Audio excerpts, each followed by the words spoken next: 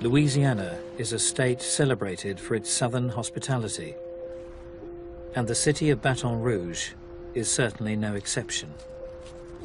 Down here, you walk past somebody that you've never seen in your life and you'll say, hey, how you doing? How's it going?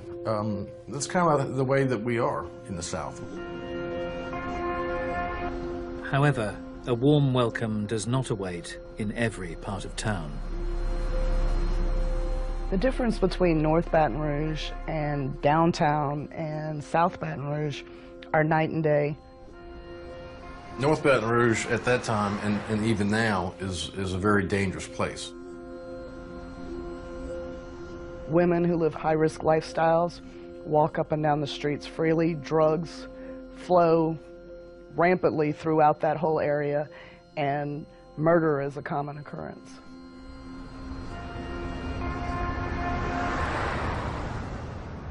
One such woman was local mother of two, Donna Bennett Johnston.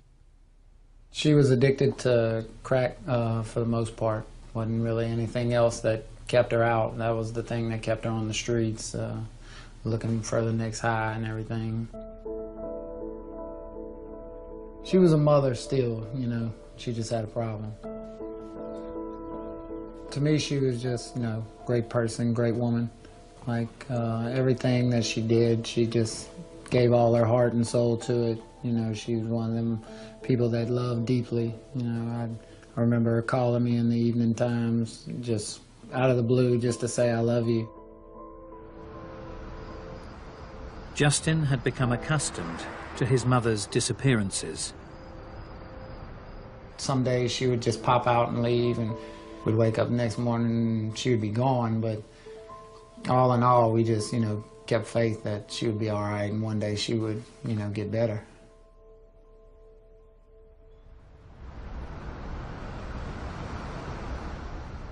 But in 2004, a chilling discovery was made.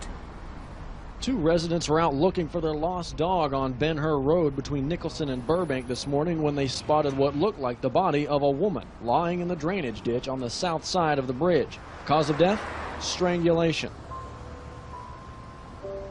Well, I think it was a Friday. Me and my little brother, it was probably about 2 o'clock. We had just got to the basketball gym.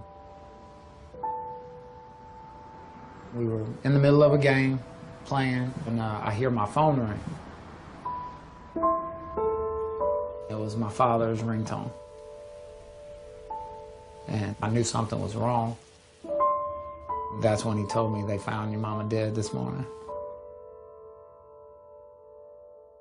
All the sound in the room disappeared.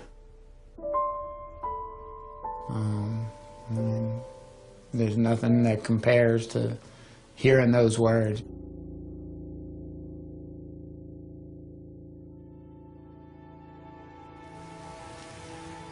Detective Todd Morris was called to the disturbing scene. She was recovered here face down, displayed on the side of this canal bank.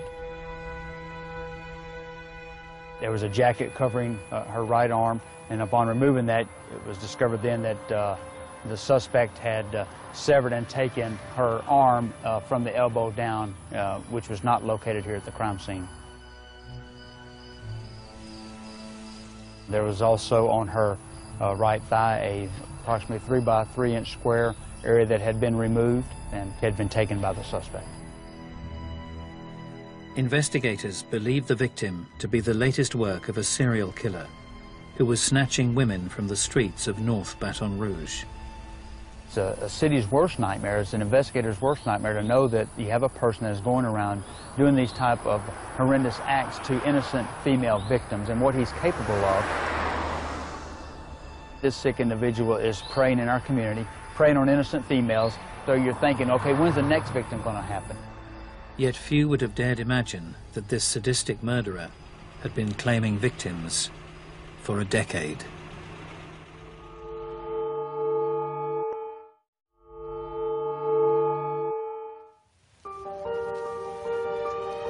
In 2004, the Louisiana city of Baton Rouge was overwhelmed by a succession of sadistic murders. Yet this most unusual story had begun 10 years prior, in seemingly insignificant circumstances. In March of 1994, Terry Lemoyne, a Baton Rouge native, would be introduced to a man who would change her life. I was a manager at a convenience store, and I liked working the night shift. One of my best friends comes in one night and tells me, "I've met this person that you just have to meet." And she introduced me to Sean. The feeling I got from him was more like a nerdy little guy, and safe, because he just had the look of someone who had just walked off of a college campus. You know, somebody who would be playing with the neighbors' kids.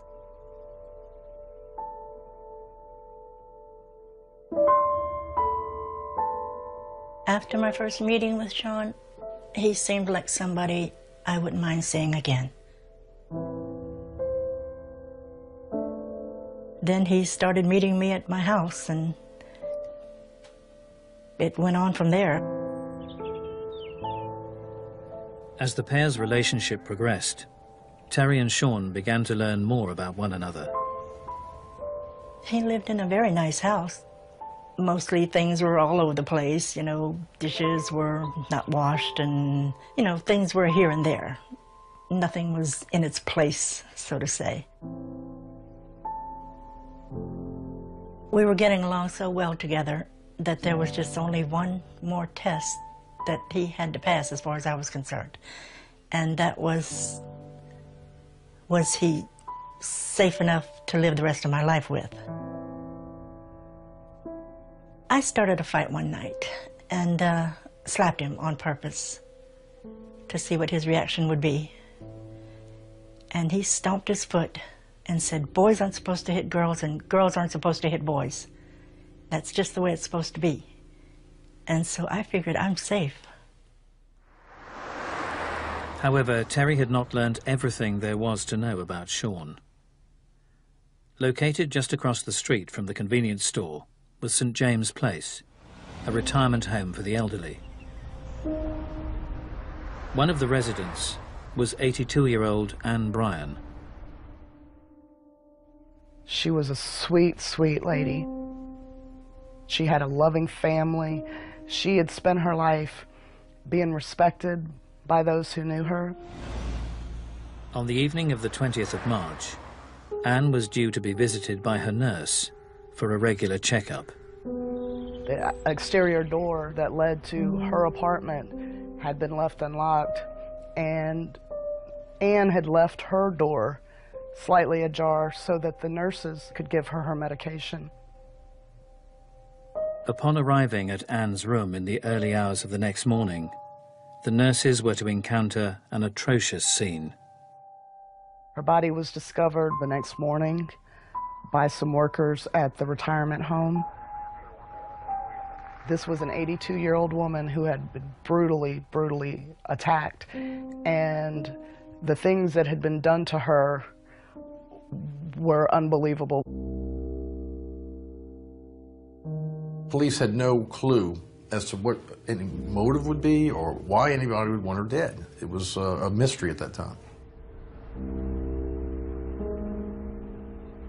Even for a seasoned police officer to see a crime of that sort of violence and that heinous, you can look at those guys and know something really bad happened here. Just the thought of who would do something like this to a woman like Anne Bryan had police mystified.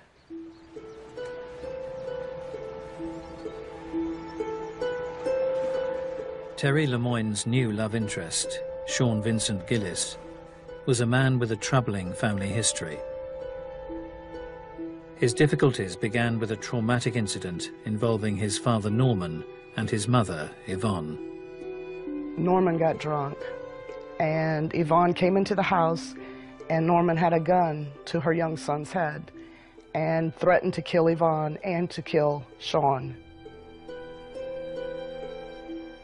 Norman was taken away from the family and put into a mental institution. Sean's father was a troubled man. He certainly drank a lot. He experimented with some medication and stuff, and that created a lot of difficulties in his life. At high school, the young Sean would be mentored by his teacher, Robert Bum. I started here in the 70s, and I taught here for 30 years. I met Sean, basically liked him. He wasn't super popular. He probably was a fringe kid a little bit because he didn't play sports and wasn't elected to any offices. But he was a good kid to have in class because he did his work, didn't cause any trouble at all, never. Despite outward appearances, Robert believed that Sean was far from a happy child. Most of the kids that went to that school, their parents showed up for everything, and his parents never came. He absolutely had to take care of himself because I don't remember him ever having anybody at home that he mentioned that was waiting for him.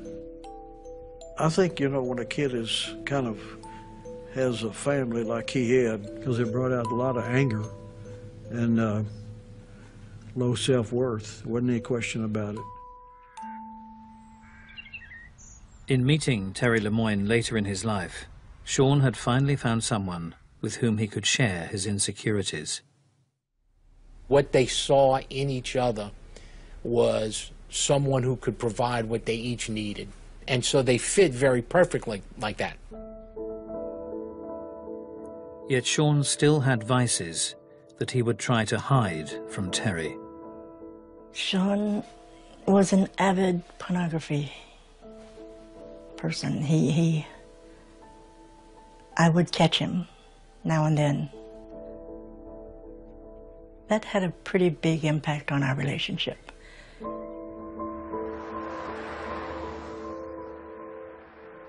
The fact that Terry worked at night enabled Sean to live out his fantasies. She had no idea what he was doing, and he would spend a lot of nights out just driving around looking for women.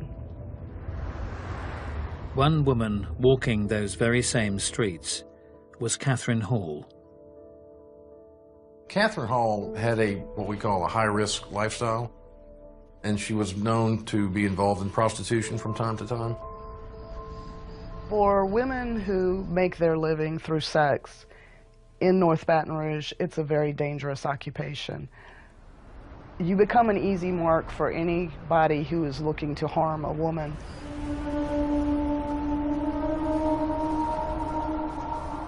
On the night of the 4th of January 1999, the risks associated with Catherine Hall's lifestyle would prove too great to overcome.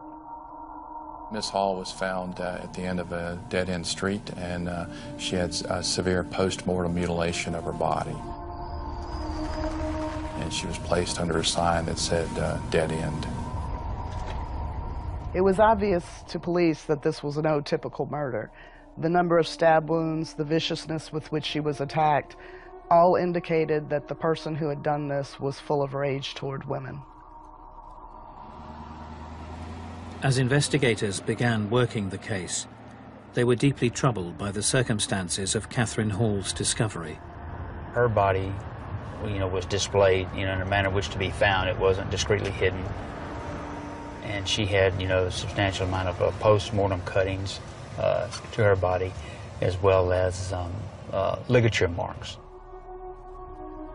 The only evidence authorities were able to recover was found across town, but offered little encouragement. The only real clues police had were her jacket and her personal items, but there were no fingerprints found.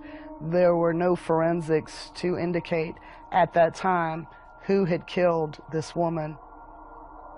Detectives were well aware that the signs being left by this killer were ominous.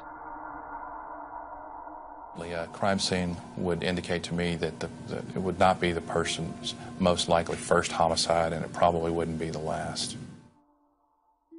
As authorities began to chase down leads in the Hall case, they soon found themselves at a dead end. We really didn't develop many leads at all after Catherine Hall. We continued, to try to follow up on that information that we had, trying to backtrack her whereabouts and who she might have come in contact with. Although the investigation was going nowhere fast, fears that the killer might soon strike again were mounting. If he is doing these types of acts, now is he going to stop or is he going to continue on?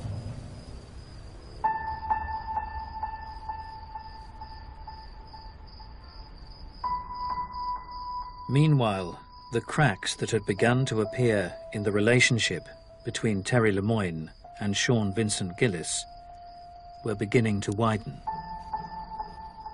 He would come home at 5 in the evening, and I would be just going to sleep to go to work at 11 at night, because I worked from 11 to 6 in the morning. So we didn't see each other too much. I would go to bed, and there were times when I would get up and find him gone and ask where he had been, and he couldn't give me an answer. Naturally, you think the worst. I'm thinking, who's the other woman you're going to see? Sean's behavior would continue to arouse suspicion. One morning, when he picked me up, there was a horrible smell in the car, and I asked him what on earth was that odor.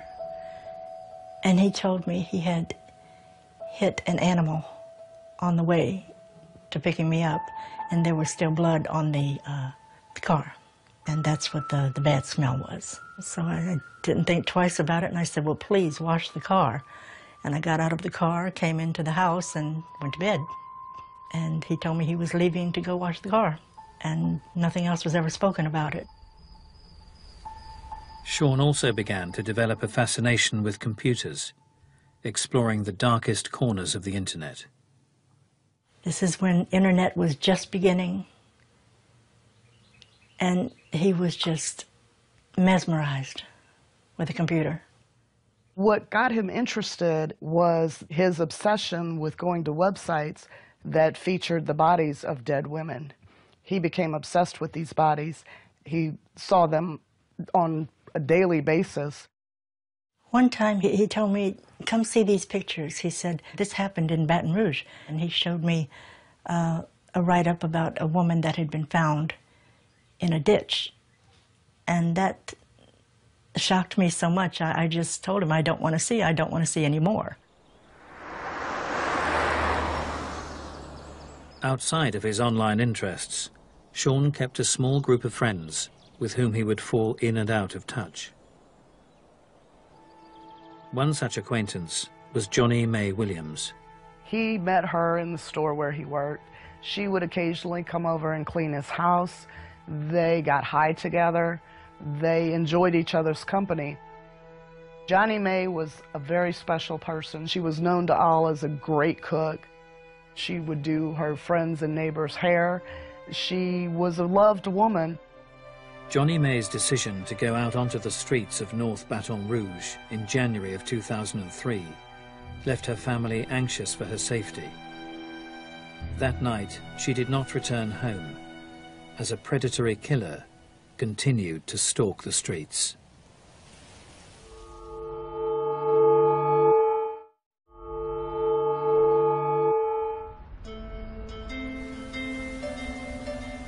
In the 1990s, a killer had begun snatching women from the Louisiana capital of Baton Rouge. In 2003, 45-year-old Johnny Mae Williams had disappeared from the streets. It would be 9 months before the mystery of her whereabouts was answered. I received a phone call. We had another victim in a remote part of our parish. This was in October of 2003. A young boy who was out riding in the woods near his home, and his dog disappeared, so he went looking for his dog, and instead, this young boy found her body. Upon examining the body, Detective Morris was confronted by a morbid revelation. Her remains were not covered up. She'd been there for some time. There was a jacket on near her right hand, And once you get up close and start examining her remains, you can see that both of her hands had been severed and removed at the wrist. The apparent similarities to the Hall case were ominous. The manner of death which we've identified as a strangulation, ligature marks were identified, and now you're thinking back to your Catherine Hall victim where the postmortem cutting and some dismemberment took place. The results of the autopsy would identify the body as that of Johnny May Williams.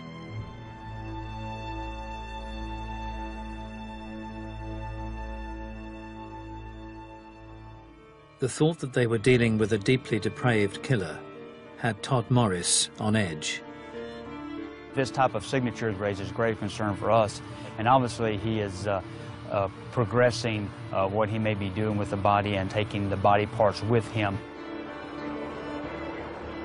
So we knew we had a very unique individual who we were trying to identify.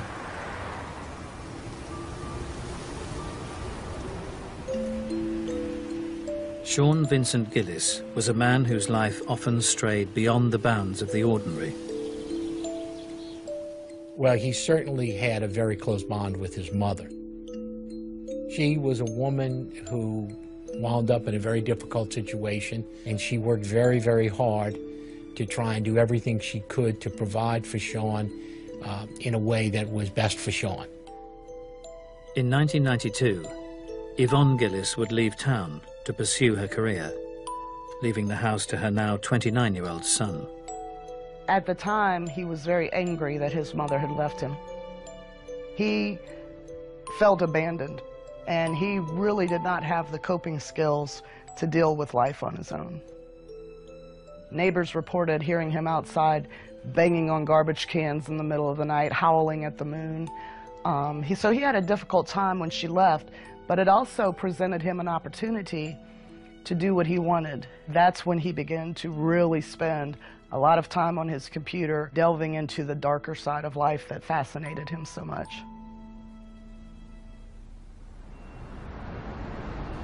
"12 years on from Sean's mother's departure, Baton Rouge was in the midst of a string of horrific murders. The latest body discovered just a few blocks from the Gillis house. The recovery of the remains of Donna Bennett Johnston, found missing an arm and dumped in a drainage ditch, plunged the city into a state of shock. Donna Bennett Johnston was a brutal crime scene.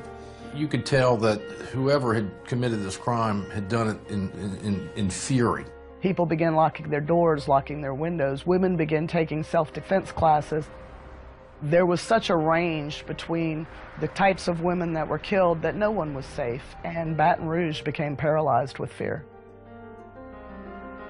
While the Catherine Hall and Johnny May Williams cases had gone cold, investigators were encouraged by the evidence available at the Johnston crime scene.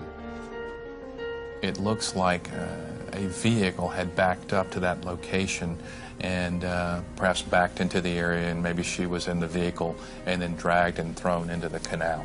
And that vehicle left tire mark impressions on the ground. We obtained the list of the people who had purchased that particular tire. More encouraging still, DNA evidence retrieved from the body of Donna Johnston was matched to that found on the other victims. We had his DNA profile on 3 of our victims. And now we have a tire track that we've identified that's left at a crime scene. Detectives now believed it was merely a matter of time before they would get their man. There was some excitement among the task force members knowing that we were linking these crimes together. So, you know, we knew we were headed in the right direction.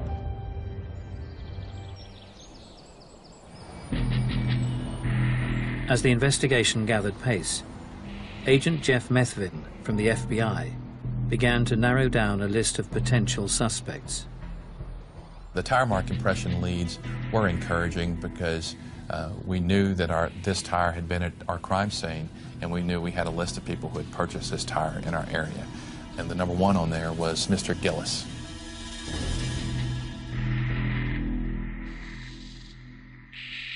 One morning, after I'd gotten home from work, 2 detectives showed up at the door and wanted to speak with Sean. And he walked outside with them, which I thought was rather odd. Why couldn't they talk to him in here in front of me? And then he came in and said, they want me to go downtown.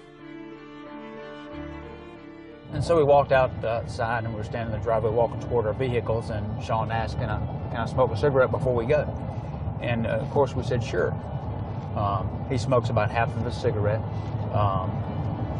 drops on the driveway, places his foot on it to extinguish it, and he said, let's go get this over with. At the Sheriff's Department, Agent Methvin would question Sean Vincent Gillis on his connection to the Donna Bennett Johnston crime scene. Do you know why we're talking? We're talking because you had some tire tracks that possibly came from my car there. And from those tracks, it appears she was unloaded from that vehicle and thrown into that canal. She was not unloaded from my vehicle. After the initial interview and Gillis's denials, detectives were forced to release him while they continued to build their case, having taken a sample of his DNA. He came home and he cooked. We sat down together. He didn't even turn the computer on. And we watched a movie together, and we spent the evening together. And about the end of the evening, I said, okay. I said, what happened? I said, who'd you kill? And he said, nothing. He said, I just wanted to spend the evening with you. Later that same night, authorities finally got the news they'd been waiting for. We received word from the Louisiana State Police Crime Lab that the nuclear DNA profile we had obtained from Gillis actually matched the DNA profile from the Catherine Hall and Donna Bennett Johnston crime scene. The couple's romantic night in was to be interrupted by a visit from the task force. They burst through the door, kicked the doors in every room in the house, threw a smoke bomb in here, and a bunch of police officers came in and arrested Sean. I demanded to know what was going on immediately. And then that's when they said, don't you know, you're living with a serial killer. For Terry, the accusations were impossible to comprehend. I laughed at him and told him, boy, do you have the wrong house. Yet it would not be long before Terry finally saw the true face of the man she had shared her life with. I went downtown to the station, and I looked at him through the little window, and I said, tell me, did you do what they said you did? And Sean was a goofy-looking guy, and he just nodded his head, and he said, I'm sorry, honey bunny, but yeah.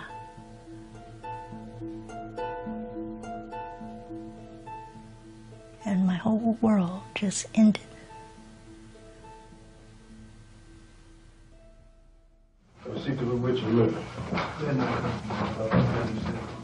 Under questioning, Gillis began to divulge the chilling details of his crimes and offer an insight into his twisted mind.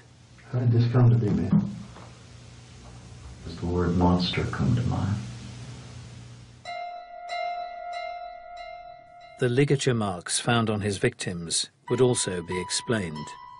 Donna had some type of, on her neck or something. What was it? Big nylon tie lock. A demonstration? Okay. It's that simple. Mr. Gillis told us that he had a name for the zip ties that he used to commit his homicides. Objectification is exactly how I look at it. I called my weapon that sometimes, the objectifier, because it would turn them from a woman to the object that I would then deal with. His primary goal was to kill the victim as soon as possible, because it was not the act of killing that he was interested in. I'm talking about manipulating dead bodies. It's an interesting term you used. That's exactly the way I looked at it. And would it surprise you that the control of another being's limbs is a part of it? In almost every case where the sexual murderer engaged in necrophilia, they also had a partner. Necrophilia is basically just another deviant sexual arousal pattern. This was arousing to him. This was really erotic to him. And if he wasn't apprehended, it would have continued. Shockingly, the true depths of Gillis's depravity would be revealed when he confessed to further murders, including that of Anne Bryan in 1994. Mr. Gillis had started confessing to the crimes that we were looking at him for, and throughout the following week or so, he started confessing to other crimes. Tell me an approximate number.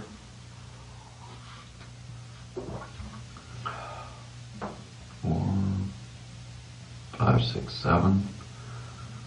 It was not surprising to me. I anticipate there would probably be more than what he told us about. I honestly don't count. I don't count coup. I don't. Sean Vincent Gillis would go on to admit to the unsolved slayings of 4 more women, shockingly bringing his total number of victims to 8. Gillis's confession would also explain the truth behind the smell that overwhelmed his car when he collected Terry from work one morning. It wasn't until he was arrested that I found out that one of his victims was in the trunk of the car. That car still sits in my yard. I don't drive, so it still just sits there.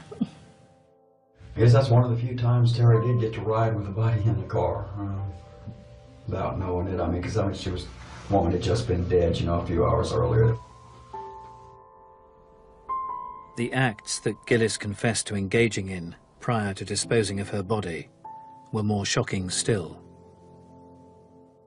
She had beautiful legs. It was one thing that I recalled about her. And I wanted to keep those legs. One of the legs, huh? I used a sharp knife to cut. I remember trying to get her arm off as well. The dismemberment, unfortunately, did occur at my house, on my kitchen floor. I don't know how much blood y'all found, but I cleaned and cleaned and cleaned that place. Although Sean Vincent Gillis had finally been apprehended, the question of what might have driven him to such unspeakable violence still loomed large.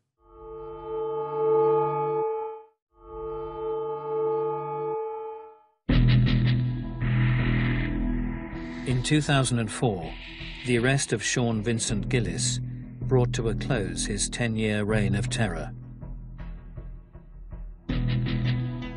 With Gillis having confessed to the murders of 8 women, investigators and associates alike began looking for an insight into the mind of a man capable of the truly monstrous. Defense attorney Kerry Cuccia recalls his client as someone seemingly at odds with himself. There certainly are 2 different Sean Gillises, and 2 different Sean Gillises were revealed through the course of our investigation. I think that's the nature of the great story of Dr. Jekyll and Mr. Hyde. You know, how could the wonderful Dr. Jekyll become the horrendous Mr. Hyde? Terry Lemoyne was forced to reflect on a man she realized she never truly knew. I had somebody that was going to be there, someone safe, someone lovable, and he turned into someone I didn't know. Never think you know everything about anybody. Ever.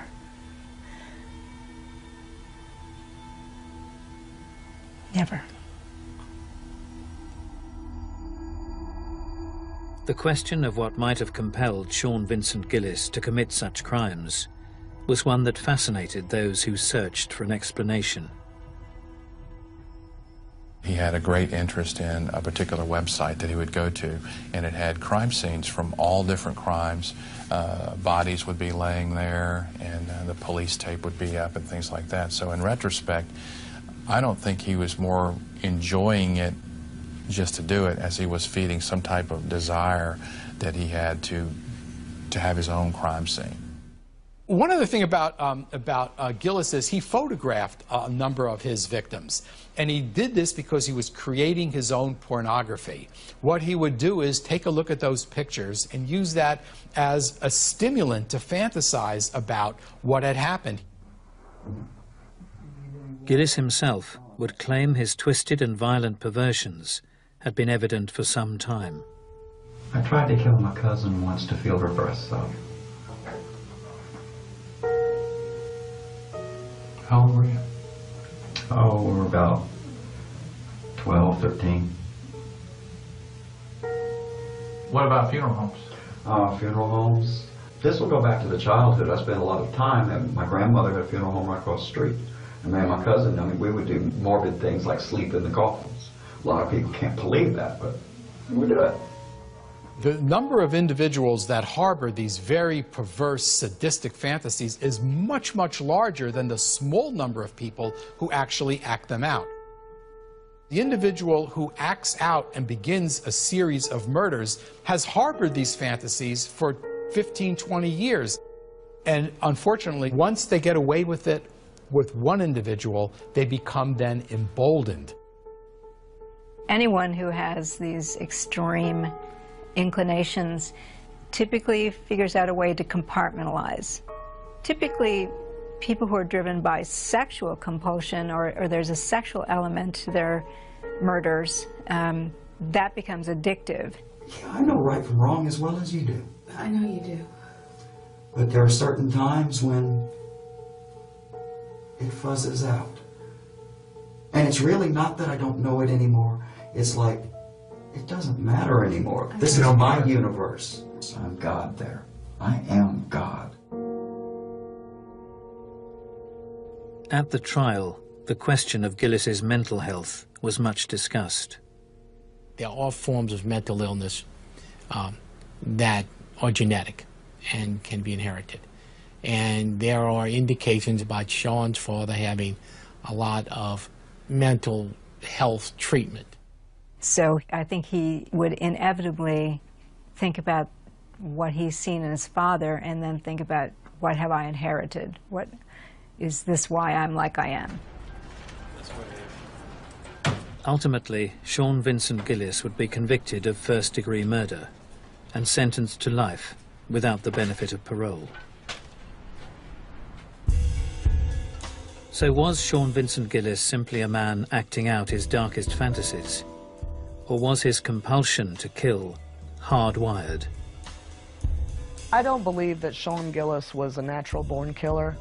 I believe that he had some kind of psychosis inherited from his father, and I believe that that combined later in life with the obsession that he developed for the bodies of dead women compelled him to find some of his own. That makes him pretty unique as far as serial killers go. I don't think Gillis was a born killer, but in my view, there's a very strong neurobiological component. He probably doesn't understand why he did it at every level, but he knows very well that he did it because it was sexually stimulating. I don't think you can find any one thing that brought about the events of Sean Gillis's life. I know that through the course of our investigation, we found that he had brain dysfunction that would make it hard for him to resist impulses. Nothing about him indicates he was necessarily born to kill. I think he conditioned himself into becoming a killer, developing a arousal to extreme types of treatment of women that involve violations and death.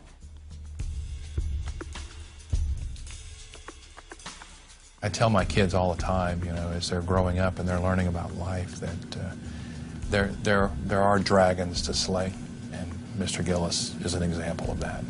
Whether or not he was made or nurtured to be what he is, the end result is he was a dragon and we needed to stop him.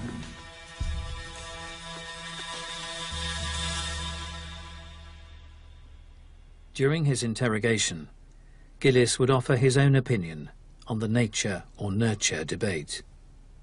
At one point I could control it. It's beyond my control at the moment. I'm a homicidal maniac. I don't mean to be.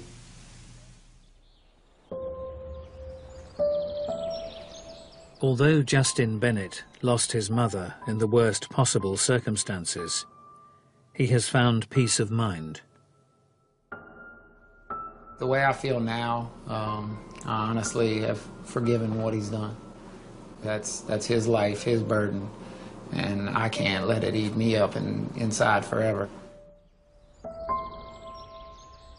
In spite of the damage done by the years she shared with Sean Vincent Gillis, Terry Lemoyne has rebuilt her life, closing the book on a story far stranger than fiction.